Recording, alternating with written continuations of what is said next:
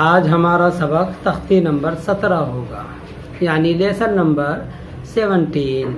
وقف کرنے کے قاعدے کیا ہے؟ وقف کرنے کے قاعدے۔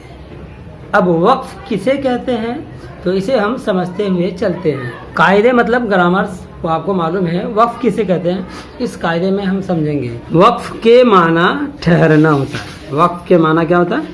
ٹھہرنا، یعنی قرآن پاک پڑھتے پڑھتے جب ہماری سانس چھوٹی ہو جائے تو ہم کس طرح ٹھہرے، کس طرح رکے، وہی طریقہ یہاں آج بتایا جائے گا۔ یہ جو گول نشان دکھ رہا ہے نا، تو ایسے گول نشان کو آیت کہتے ہیں۔ ایسے گول نشان کو کیا کہتے ہیں؟ آیت کہتے ہیں۔ اب آگے پڑھیں۔ زبر زیر پیش دو زیر دو پیش، زبر زیر پیش دو زیر دو پیش۔ دو زبر نہیں بتایا گیا، کیا بتایا جا رہا ہے؟ زبر زیر پیش دو زیر دو پیش پر وقف کرنا ہو، یعنی رکنا ہو، ٹھہرنا ہو، تو ہم کیا کریں گے؟ اب تو کہتے ہیں آخری حرف پر جزم دے کر سانس توڑے، اور اسی کو وقف کہتے ہیں۔ سانس توڑنے کو ہی کیا کہتے ہیں؟ وقف کہتے ہیں۔ مثال میں ہم آپ کو سمجھائیں گے۔ نمبر 2 میں کہ دو زبر پر وقف کرنا ہو یعنی رکنا ہو تو کیا کریں گے؟ تو کہتے ہیں ایک زبر کے ساتھ الف پڑھا جاتا ہے، جیسے احدن سے احدا، احدن سے احدا۔ اوکے جی ہاں ٹھیک ہے۔ تو اب آگے دیکھیں نمبر 3 میں گول تا، ایسا تا دکھتا ہوگا آپ کو، یہ دکھ رہا ہے نا، یہ گول تا ہے۔ اس گول تا پر اگر وقف کرنا ہو تو ہم کیا کریں گے؟ تو بتاتے ہیں کہ گول تا پر وقف کرنا ہو تو وہ ہائے ساکنہ بن جاتی ہے، یعنی گول تا اب ہا پڑھا جائے گا، جیسے جاریتن لکھا ہوا یہاں، لیکن ہم اسے کیا پڑھیں گے؟ رکنے کی صورت میں، وقف کرنے کی صورت میں، ٹھہرنے کی وجہ سے جاریہ پڑھیں گے۔ کیا پڑھیں گے؟ جاریہ، جاریتن سے جاریہ۔ یہاں آگے لکھا ہے تعوذ اور تسمیہ کو زبانی یاد کرایا جائے۔ تعوذ مطلب اعوذ باللہ من الشیطان الرجیم ہوتا ہے، اور تسمیہ مطلب بسم اللہ الرحمن الرحیم۔ امید کرتا ہوں یہ قاعدہ آپ کو سمجھ میں آیا گیا ہوگا۔ اب ہم پڑھتے ہوئے چلتے ہیں۔ تختی نمبر 17 یعنی لیسن نمبر 17۔ وقف کرنے کے قاعدے۔ وقف کے معنی ٹھہرنا، یعنی قرآن پاک پڑھتے پڑھتے کس طرح ٹھہرے، ایسے گول نشان کو آیت کہتے ہیں۔ نمبر 1 زبر زیر پیش دو زیر دو پیش پر وقف کرنا ہو تو آخری حرف پر جزم دے کر سانس توڑے، اسی کو وقف کہتے ہیں۔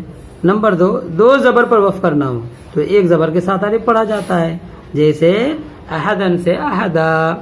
اب نمبر 3 گول تا پر وقف کرنا ہو تو وہ ہائے ساکنہ بن جاتی ہے، جیسے جاریتن سے جاریہ۔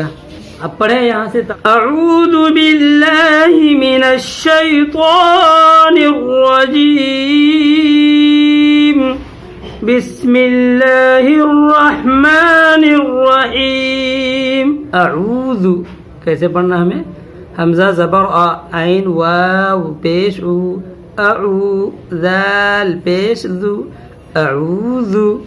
اب یہ سب یاد رکھنا ہوگا آپ کو آگے جتنا بڑھتے چلے جائیں گے کہ کہاں کھینچنا ہے اور کہاں نہیں کھینچنا ہے۔ او واو مدہ، یہاں او کو کھینچنا ہے، لیکن زال کے اوپر پیش ہے، اسے نہیں کھینچنا ہے۔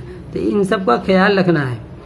اعوذ، اعوذ، پہلے حمزہ نکالنا، پھر اس کے بعد عین نکالنا حلق سے، عو عو عو عو عو، ہے نا۔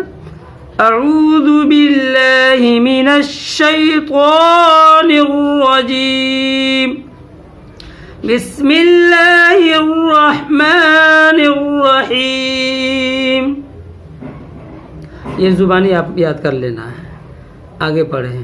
الحمد للہ رب العالمین، ایاک نعبد و ایاک نستعین، قل هو اللہ احد، ان مع العسر یسرا، فیہا عین جاریہ، تسقى من عين آنية، لا تسمع فيها لاغية۔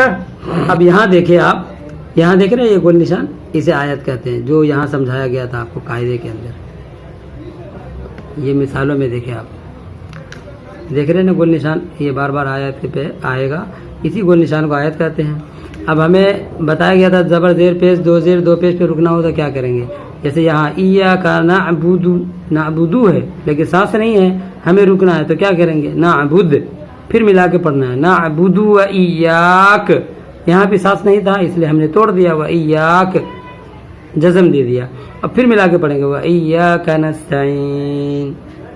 اور آگے یسرن ہے یہ, ٹھیک ہے, دو زبر ہے لیکن جب رکنا ہوگا تو کیا پڑھیں گے, ایک زبر کے ساتھ الف پڑھا جائے گا, جیسے یسرن سے یسرا. اب یہاں دیکھیں آنیتن لاغیتن, یہ سب کیا ہے گولتا ہے. جب ہمیں رکنا ہوگا یہاں پر تو ہم کیا کریں گے, ان کو ہائے ساکنہ بنائیں گے. یعنی آنیتن ہے تو اب آنیہ پڑھیں گے, لاغیتن ہے تو لاغیہ پڑھیں گے. امید کرتا ہوں آپ کو سمجھ میں آ گیا ہوگا. جزاکم اللہ خیرہ.